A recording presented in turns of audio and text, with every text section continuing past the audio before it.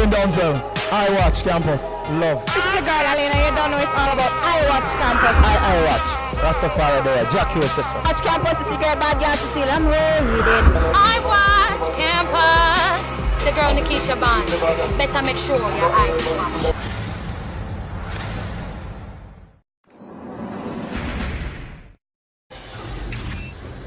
Is this glass half empty or is it half full? That is a question you should ask yourself.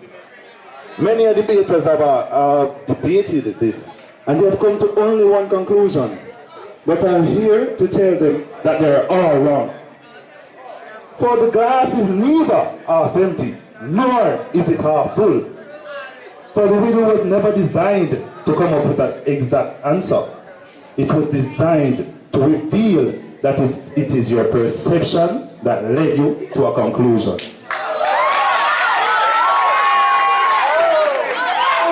Good night, audience, members of the panel, moderator, fellow candidates. The name is Cory Phidd, and I am vying for the post of President of the UTech Students Union. There are fundamentally 3 questions that you will want to ask of Cory Phidd. 1. Who is Cory Phidd? 2. What has he achieved? 3. What will he bring to the table? These are all valid questions of rational thinkers, and people are here to answer them all. As it relates to who is Cory Phidd? Cory Phidd is a student of the School of Business Administration, where he is currently doing a double major in finance and banking and marketing. He's a well-rounded individual as he served as the Sober JDC representative and as a member of the Bizag cheerleading team.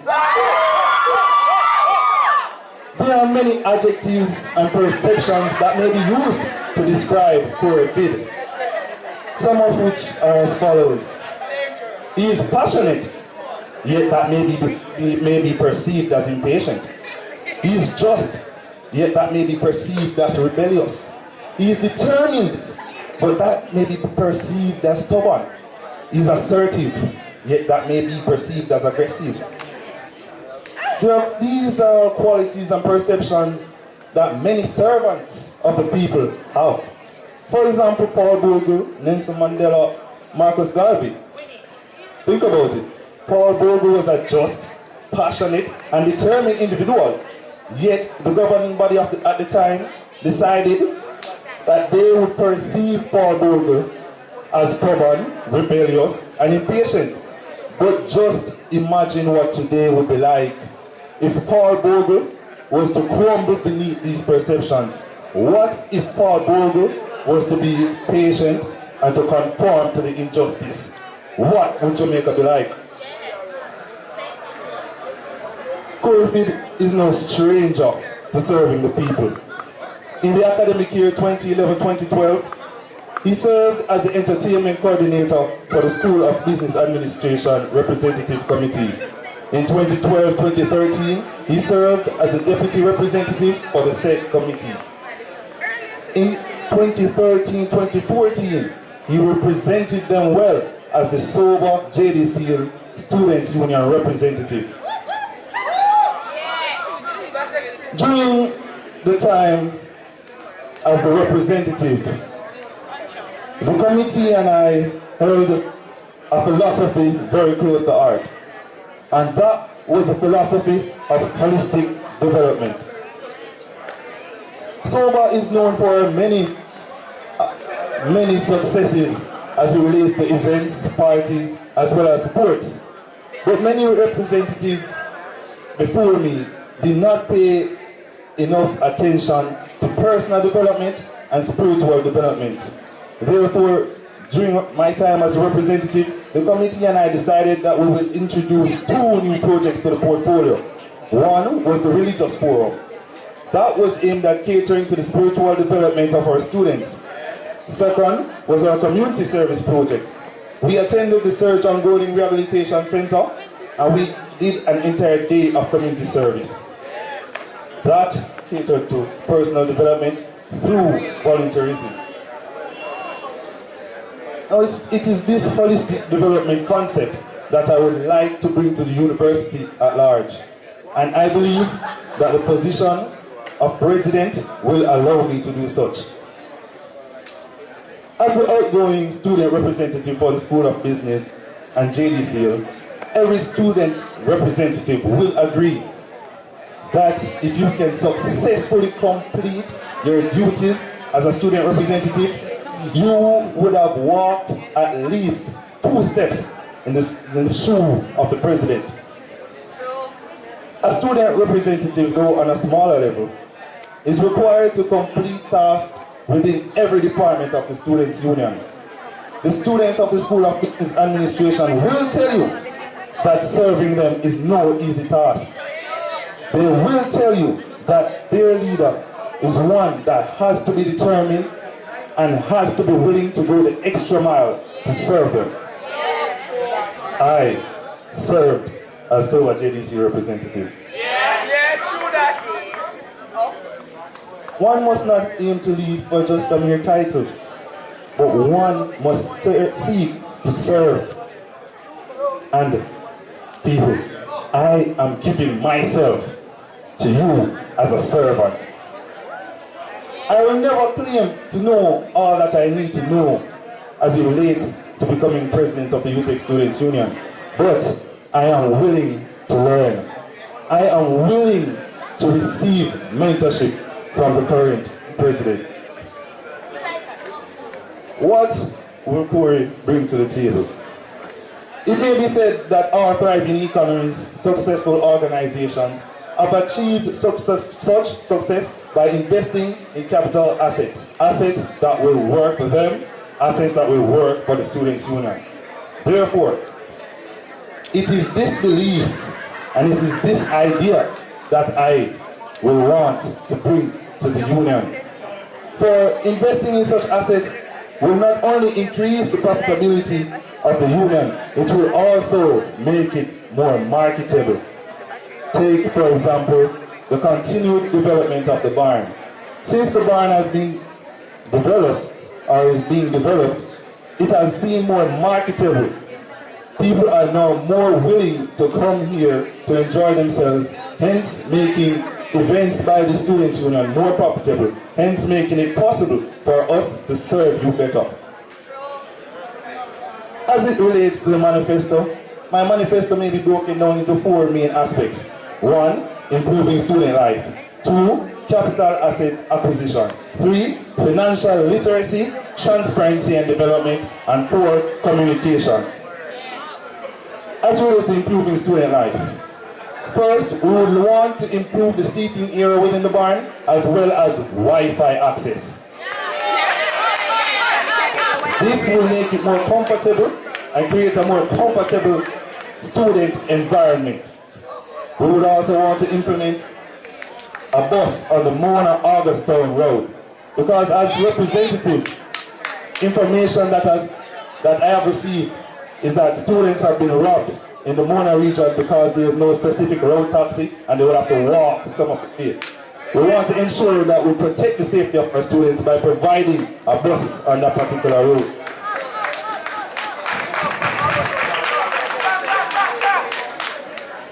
We would also want to improve the interfaculty leagues by getting specific sponsors for these particular leagues.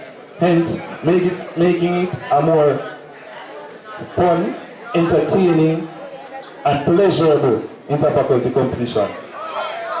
As it relates to capital assets acquisition, I would like to provide the Students' Union of Papine with a bus on this particular campus. This will enable us to better serve all campuses. It will enable us to take the representatives to as far as Montego Bay to serve there. It will also enable students to have access to that particular bus, for example, for field trips, for site studies, for company visits. We want to relocate the USU radio into a location that is better, a better location where it is able to reach more people. We also want to install washers at the Ferguson Hall. because we currently only have one washroom, and that one washroom is under immense pressure because of the people that want to use it. The demand is there, hence we need to create the supply. We need to also ensure that our fixed assets are properly managed, because as a student studying finance, I am very much aware of the importance of assets and how profitable assets can be.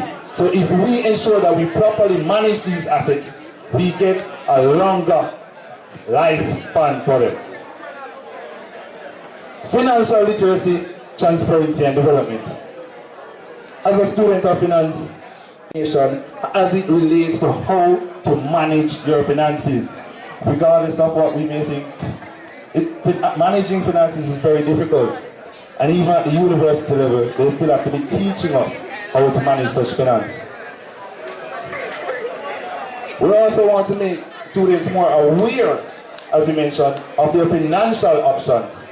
What options are there available for us to afford this education? We also want to talk about improving communication. As I stated earlier, I'm a double major. I'm also studying marketing. So communication and public relations is something that I'm also very passionate about. Now, we want to improve such communication via the use of the Union app. Smartphones are very popular nowadays, as well as the downloading of applications. Persons here probably check their WhatsApp every 2 minutes. If we can ensure that we have an effective app on each person's smartphone or computer, it will enable us to provide information to the masses cheaper and more effectively. Now, the UTech Students Union emblem represents the refuge of the students. As such, the students will need someone who they can trust in order to deal with their problems that arise on a daily basis. The job of president is never easy. In fact, it may be as Charles Dickens said, it was the best of times, it was the worst of times. But in the words of another famous writer, Nobel Prize winner Rabindranath Tagore, night's darkness is a bug that bursts with the gold of dawn. So on March 27, create that golden dawn. Vote Cory Phidd for president. Thank you. Thank you, Mr. Phidd. I now invite Delta Wright to join Cory at the podium, and I invite the panel to ask them some questions. Let's go! Good night, everyone. Being president is not easy, and I'm going to give you the most current situation here. If you are elected president and you're caught between staff and administration in terms of the internal problems that both of you should be privy to, what would your overall response be in communicating to admin, staff, as well as keeping the students abreast? How would you approach it? First of all, one must know why they are here. This president of the student union is here to represent the students. And while we want to maintain an amicable relationship between all parties that will assist us to represent the students well, we must remember that our core purpose is to represent the students. So we must ensure that we remain neutral in such conflicts. Thank you.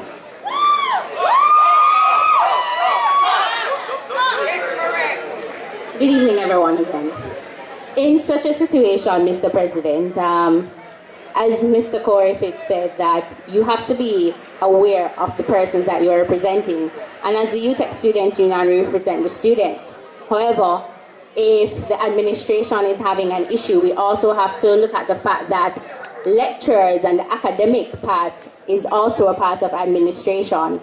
And we also have to take into consideration the university itself and what is the mandate of the university.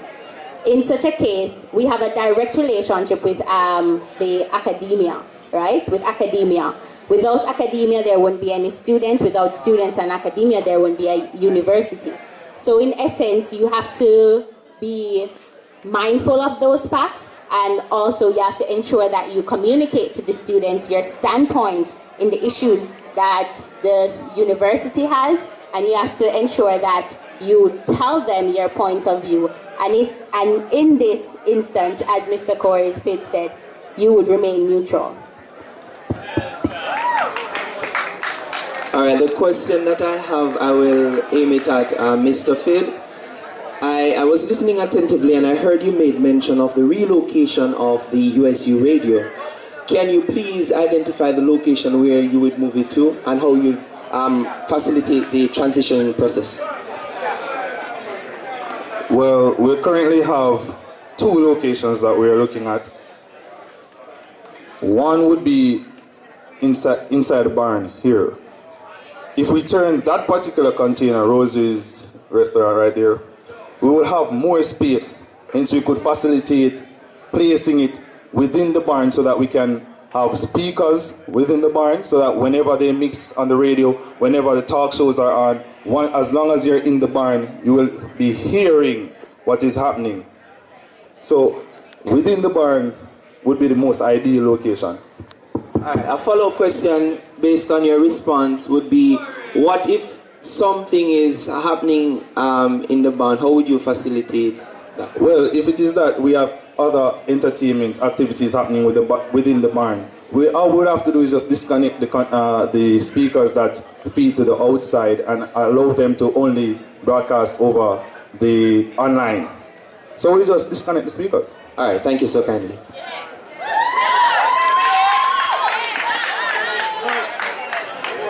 Now, there are various campuses that one has to manage as president. And there are rules that has to be deliberated via various methods. Now, as president, how would you represent all campuses? As I stated within the manifesto, one of the problems that we're having with representing each particular campus is the fact that we don't have much visibility on these campuses, hence the need for the bus that I was mentioning that will take us to these particular campuses so that we can hear from the students themselves as to what the issues are. If we are not on the ground to represent the students, how can we know what their issues are? As it relates to representing them in terms of the issues getting to us, for example, Western Campus has a chairperson and that person has a team.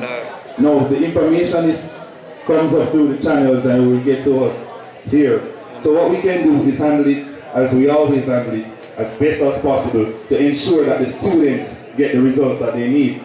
Also for off-campus sites such as the joint colleges, they have one on Arthurwint and one on Slipen Road. They also have a representative there.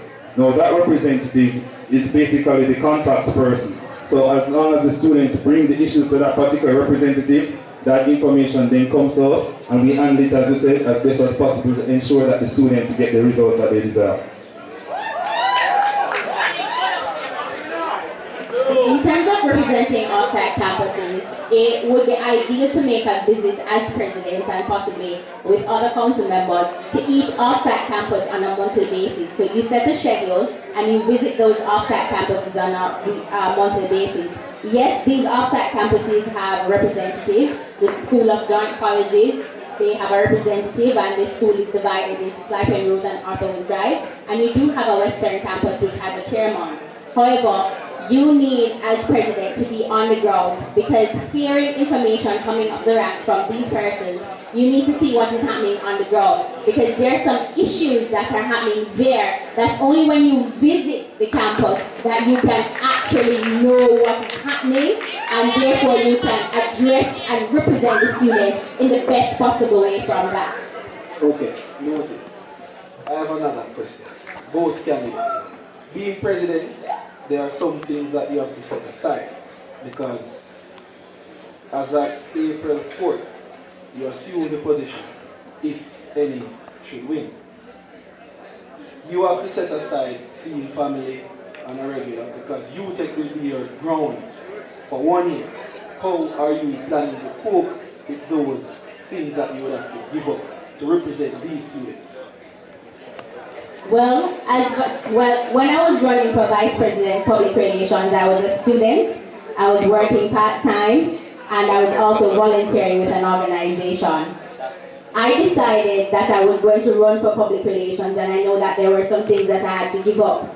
In the end, I had to give up working in order to represent the students to the best of my abilities. It is all about time management, and if you can manage your time well and your organization skills, which I have learned and developed over the tenure as being public relations, it becomes quite easy. It becomes quite easy managing your time to go visit family, to visit the off-site campuses, to ensure that you even have walkthroughs so that the students on campus know who you are and know what you're up to. It is basically time management. And yeah. My family has been very supportive of me in all my endeavors. For the past 8 years, even more so. 4 years of high school, I was a member of the Schools Challenge quiz team, which means that we do late nights, weekends. I was also working while in high school on weekends, so I'd have to leave quiz camp, go to work, go back to quiz camp. No, that was high school. As I started university, and the support never stopped. They really understand what it means, because my grandmother has a saying that she says, if you want good, your nose have to run. Hence, yeah, good grandmother. So I as an individual taking on all these responsibilities, my family really does support me in every way that they can. As I said before, I've been serving Phidd for quite some time now, right? And taking on the responsibility of president. I can assure you that my extended family, the family of Phidd, the cheerleaders, they will support me as best as possible. If it means science, you remember, having a support team around you is very important, and that is one of the things I did when I was a representative, hence the reason my grades are still as high as they are. Having a support team around you, people that will help you along the way, because you cannot do it alone. No man is an island. So the support is very important. Thank you. My question to both of you is simple. Let's first start with a quotation. Abraham Lincoln once said, most human beings in adverse conditions will by some means or the other overcome adversity. But if you want to know the true measure of a human being, give them power. One of you is about to get an awful lot of power. Let me put it in context for you. With the amount of people that are unionizing the staff here, you probably have somewhere close to maybe 700, 800. You're going to have 14,000. The largest and most dangerous union in this university is you. How do you intend to handle that power?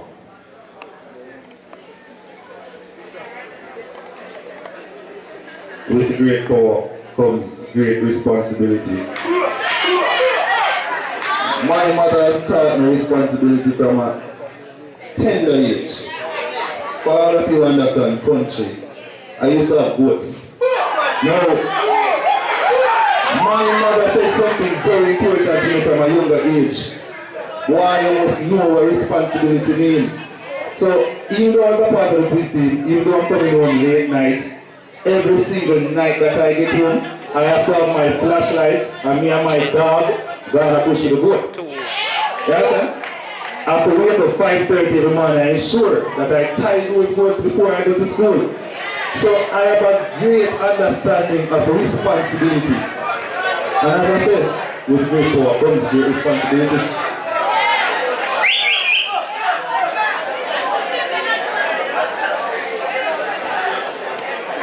Responsibility is something that you learn over time, and It is something that is instilled in you as you go on. Having great power, it is not my power, but it is the power of the students within the Students' Union. I will not act alone. I will consult with the students before I make any choices or any decisions that I need to make within the university administration. Power is within the Students' Union and not with the president alone.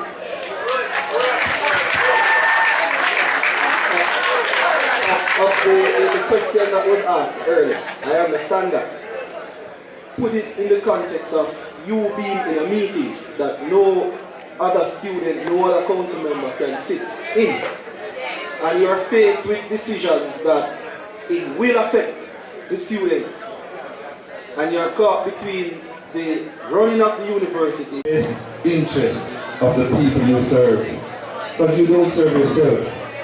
So regardless of the fact that you are in the situation, you are merely a representation of the entire student body. Therefore you must think as if you are the entire student body, and that's when and only when you take the decision needed. Okay. No, not walking away. Thank you, panel. I now invite the audience to field some questions to the two candidates for president. Okay, good night everyone.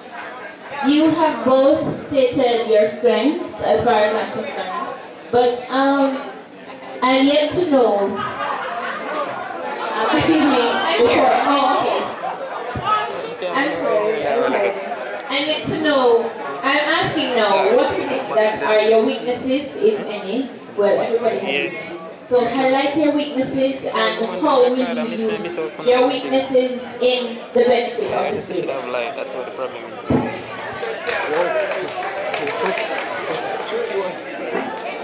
So this question came up in a seminar meeting.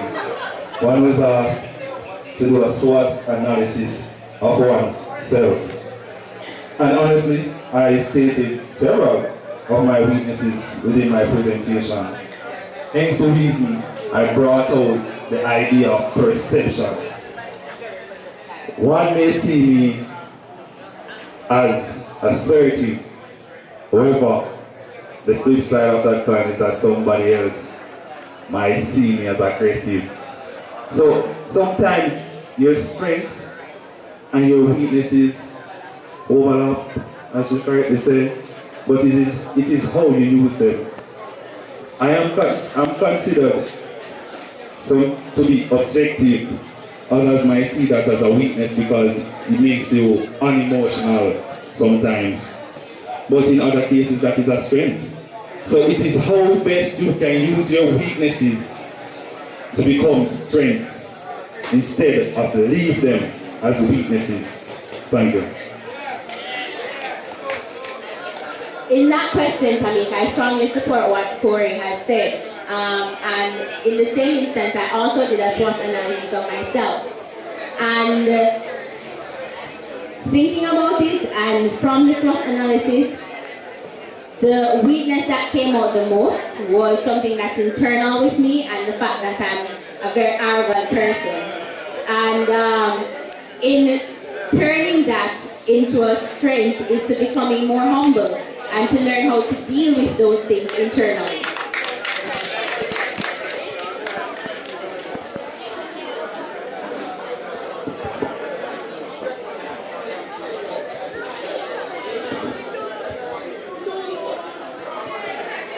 Good night. A good leader, thank you. A good leadership, this question goes to Cory. A good leader must have vision, he must have a mission. My question goes to the reason why you use the exact word for your manifesto. It shows within the arrow of the word implement where there was an I instead of an E. Thank you. Good night.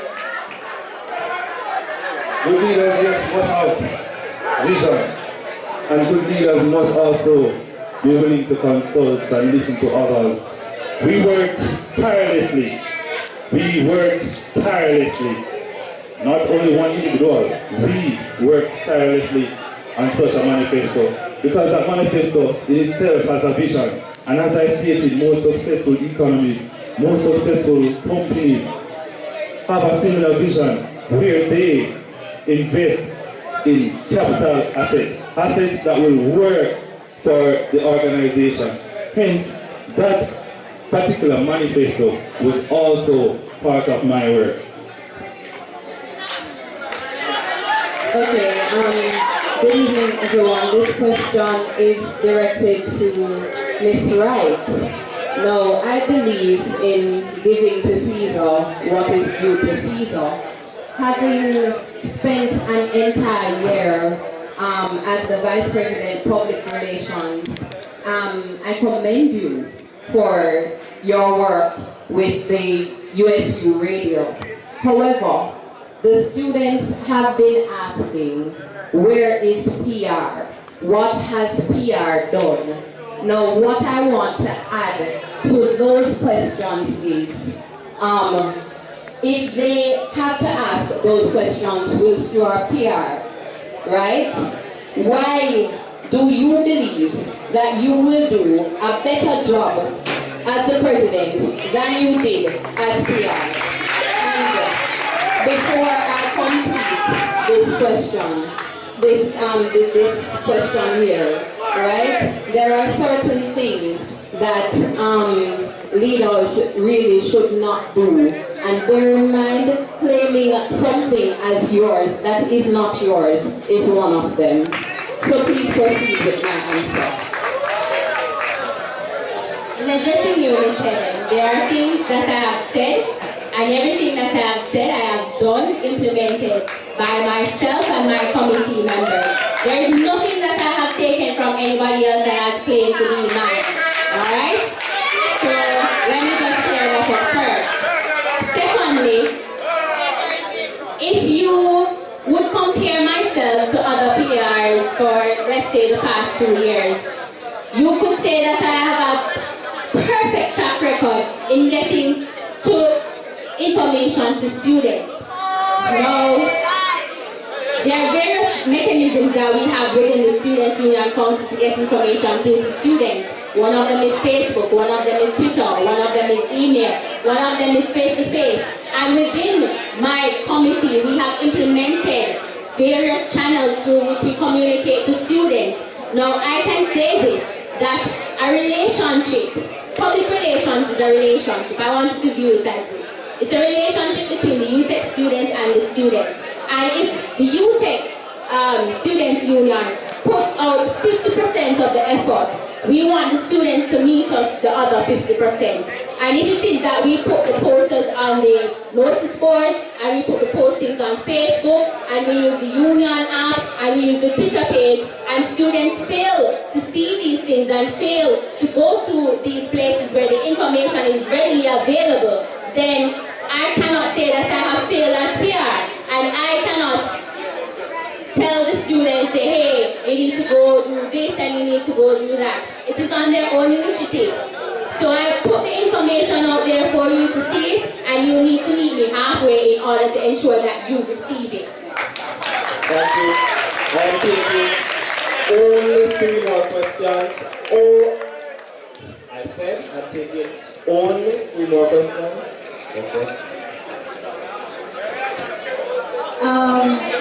This question is to Ms. Wright. You stated in your speech that you don't share negativity. Yet, in light of recent events, you've shared an uncredible source that not only spared negativity to fellow council members, but to the image of the union overall. I want to ask, what was your task? What did you do to help build or help to remove the negativity of the union other than share the information? I thank you. In light of recent events, I have not shared any information that is negative about the Students' Union, to tarnish the representation or the image of the Students' Union, as it is within my portfolio and my duty to protect the image of the Students' Union. So, and I believe you are speaking to the mass meeting that was held about 2 weeks ago. So, the union stepped in and we gave the students a response to whatever it is that was being shared on social media, right? So that is the response that was given towards what happened.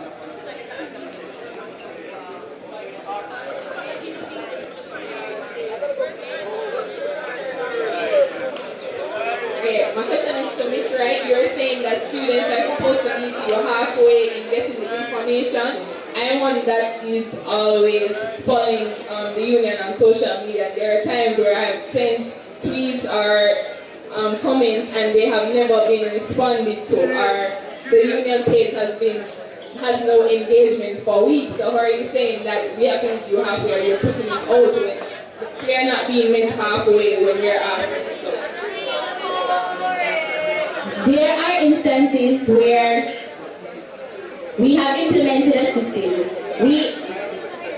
In public relations, we realized that there wasn't a speedily response to students on Facebook and various social media. So therefore, we upped it up and we developed a system such that every day, almost about 3 or 4 times a day, we ensure that we make postings on social media, and whatever it is, questions that are asked and comments that are made of the Students' Union, we ensure that we answer them. So it was recognized and it was fixed.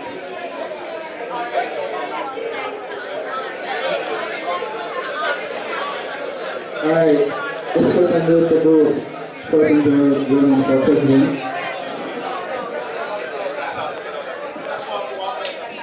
Alright, it's a suggestion that I want to ask you a question.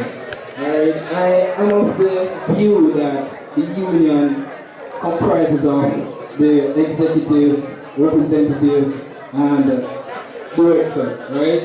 And not only, and that's just a small part of the union. I am sure that the union is comprised of all the students here at the University of Technology. You're only there as a small body to represent us. Alright, and you speak about transparency, and here the suggestion. The question that I want to ask is, seeing that the council is there to deal with the affairs of the students, why not open, and what do you think about opening the council meetings to the general populace of the university?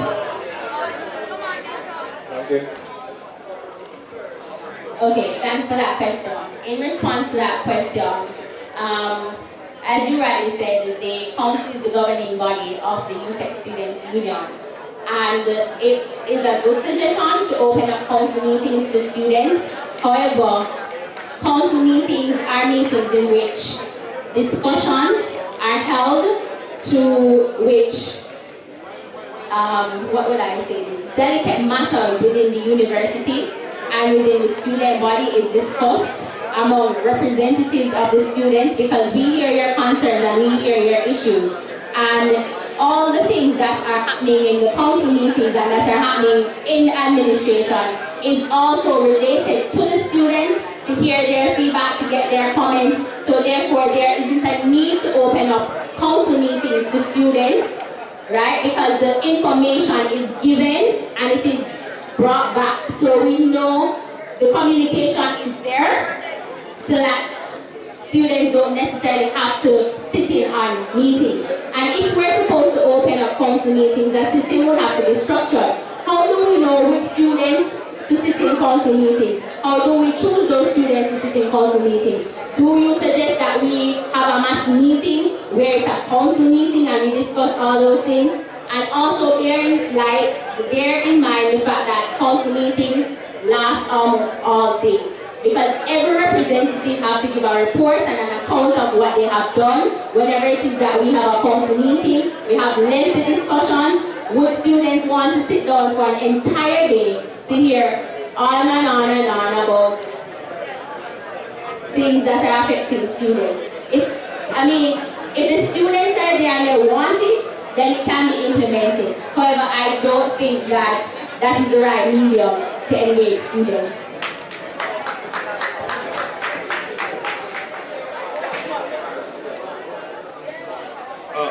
Any other questions? Yes.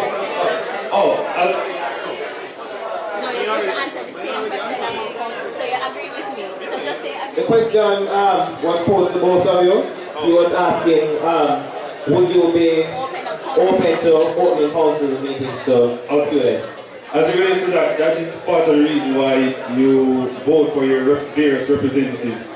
These representatives represent the particular constituent at the meetings. So your representative, based on what he or she is allowed to disclose, may disclose some information to you. This is the reason why you vote for it. Alright, so my question is to both of you, right? There is a perception that the students' union is not really united. That's a general perception. And somewhat of that was displayed a while ago. But my question really is, as president, how exactly, and I don't need a political answer here, how exactly would you work to ensure that the image of the union is presented as being one that is united and not one that operates in a crab in a barrel mentality as it may be? As long as we maintain professionalism, I am willing to work with anyone. As a matter of fact, I have no problem with Ms. Delta Wright. We have worked together in the past. We did walkthroughs on this a couple times. We have absolutely, well, I have absolutely no problem working with any individual as long as we keep it on a professional basis. So I am not sure of this division of which you speak. In regards to that question, I'd like to point out the fact that within any organization you have individuals with different personalities. And being a leader, you have to learn how to work with persons with different personalities. In fact, you have to know who you're working with. So, for example, I can say to myself that within my committee, I know that I have persons who are very determined, so I can work with them. I know that I have persons who need a little push, persons who need a little motivation here or there. So you have to know the persons who you're working with. And in terms of unity, you have to ensure that all the persons within an organization are on the same page at the same time. So if it is that as a council, as a president, you need to ensure that you motivate the persons that are working with you because that is necessary. As students, we get stressed because we have work to do, schoolwork, because the main reason why we're here at the university is obviously to get our degrees. And anything else that comes after that is because we have a passion and a drive for either leadership or to debate or to dance or to sing or whatever it is, right? But at the end of the day, you have to know who you're working with. You have to ensure that the persons who you're working with are on the same page with you and that you keep within that the unity that you want.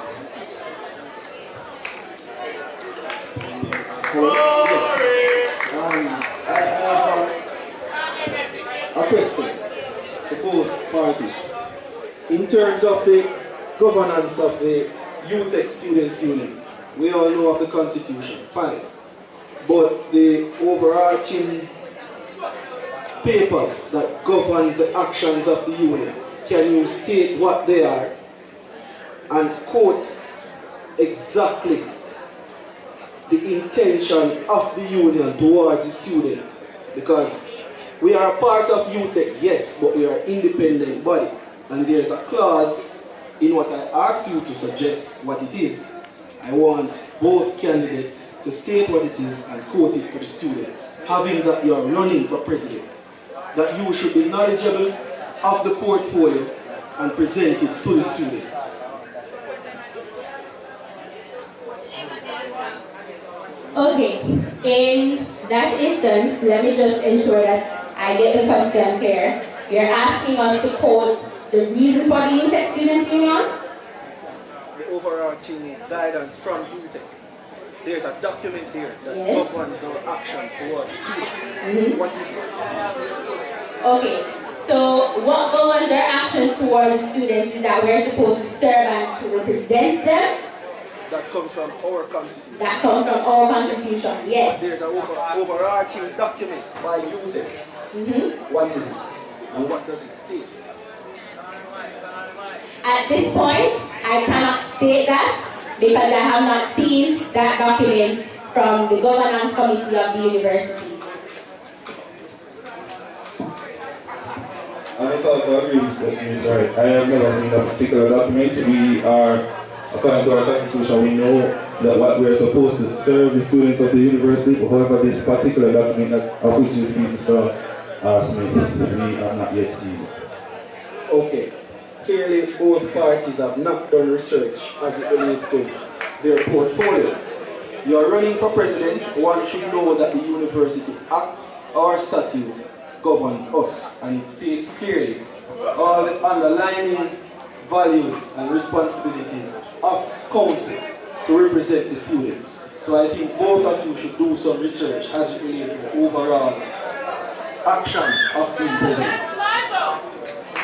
Thanks for the comment, and education is always there, and every day you learn new things. So therefore, we'll go ahead and we learn. It being in the capacity or running for the capacity of president, it doesn't mean that you're going to be stagnant. You will have to educate yourself on certain documents, certain policies within the university, and therefore it will come out. Thank you. That's opening the final question.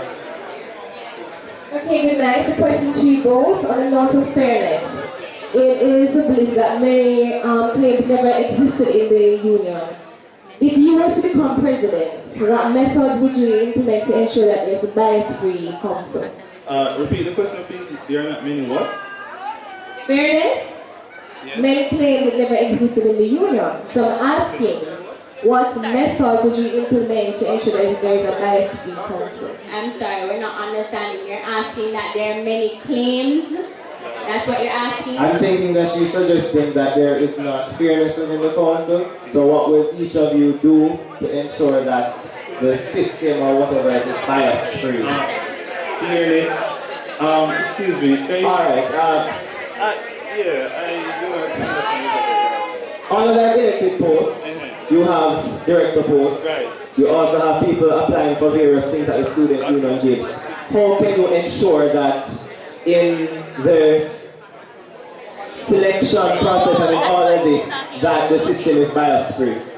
Oh, what I have done when I did when I was elected as SOBA JDC representative, I sent out application forms and persons applied, we shortlisted them and they had an interview. Now that interview on the panel, it was not only persons from SOBA. I believe the representative from Phidd also came to one of those interviews when I was selecting such committee, and it is a similar approach that we will take at the UTech Students Union, because we also have external overseers for the union that also are able to sit in on such interviews and assist us with the selection of these persons. So the unfairness that you speak of really exists, because it's not only council members that aid in the selection of these persons, there are external persons as well.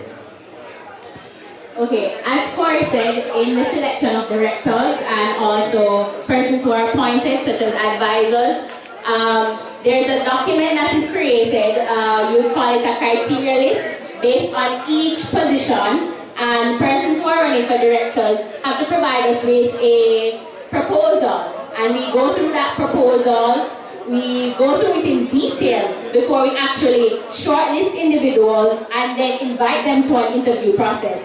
During the interview process, we also invite persons from external entities, such as the administration. As Cory alluded to, we do have advisors that sometimes we invite in to help us in the selection process. And all persons are objective because they have a criteria, a rubric that they have to follow in order to select the individual. So as it pertains to fairness, it is an objective process. Nobody is selected because of a friendship thing or because of bias or anything. So we ensure that the process is transparent.